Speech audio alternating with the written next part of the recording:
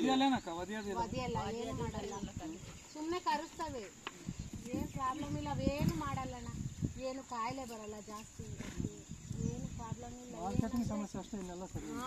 ಎಲ್ಲ ಸರಿಯಾಗೈತೆ. ಫ್ರೀಜರೆಲ್ಲ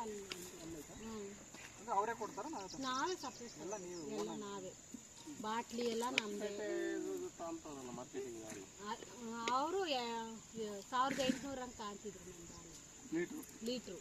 1800 ಅಂತ ಕಾಣ್ತಿದ್ರು. 2,500 ಅವ್ರು ಹೇಳವ್ರೆ. ನಾವು ಅದನ್ನೇ ಇವಾಗ ಹಾಲಿನ 600 ಬಾಟ್ಲಿ ಐತೆ ನಮ್ದು ಹಾಲು.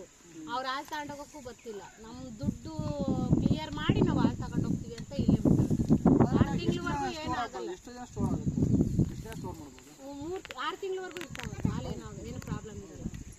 6 ತಿಂಗಳವರೆಗೂ ಏನು ಪ್ರಾಬ್ಲಮ್ ಬರಲ್ಲ ಹಾಲಿಂದು ಅಂತ ಹೇಳೋರು. ಹಂಗೆ ಕಳ್ಸಂಗಿಲ್ಲ ನಾವು. ಇವ್ರ ಹತ್ರ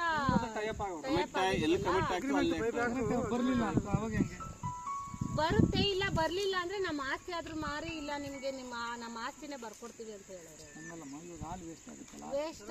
ವೇಸ್ಟ್ ಆಗುತ್ತೆ. ಅಗ್ರಿಮೆಂಟ್ ಇಲ್ಲ, 5 ಲಕ್ಷಕ್ಕೆ ಅಗ್ರಿಮೆಂಟ್ ಮಾಡಿಸ್ಕೊ ಬಂದವ್ರೆ. 6 ತಿಂಗಳ ಏನೋ ಅಗ್ರಿಮೆಂಟ್ ಇತ್ತು. ತಿರ್ಗಾ ಇವಾಗ ಇನ್ನು 6 ತಿಂಗಳೇನೋ ರಿನ್ಯೂವಲ್ ಮಾಡಿ